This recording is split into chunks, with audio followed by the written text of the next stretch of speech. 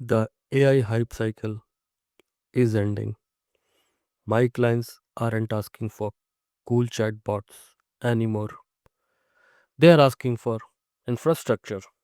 They want systems that don't break, logic that reasons, and data that stay relevant.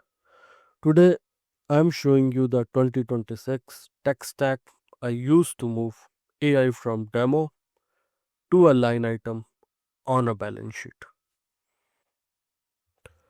Everything begins with Python. It remains the undisputed gravity center for AI development, is the language of research and the language of production glow. But later this month, I will be doing a deep dive into why I'm still picking up the Python over Rust or Mojo for client delivery. But for now, try to understand this in a professional setting. Ecosystem maturity wins every single time over raw execution speed. For orchestration, I have moved entirely to LangGraph.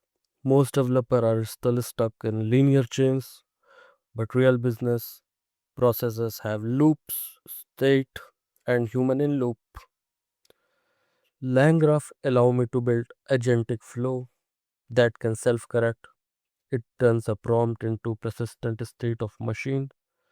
In a future video, I will show you how to compare CrewAI or Autogen. But if your clients need absolute control over the decision flow, this is the only way to build. Then there is memory. I use Qdrant in 2026. Efficiency is the new currency.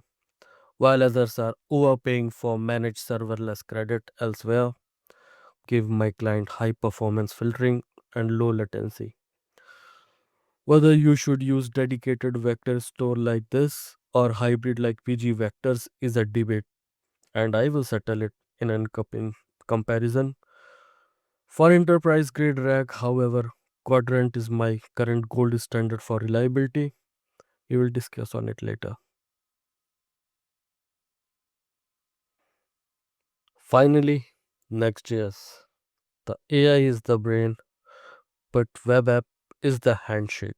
My clients need their tool to feel like high-end software, not a terminal window.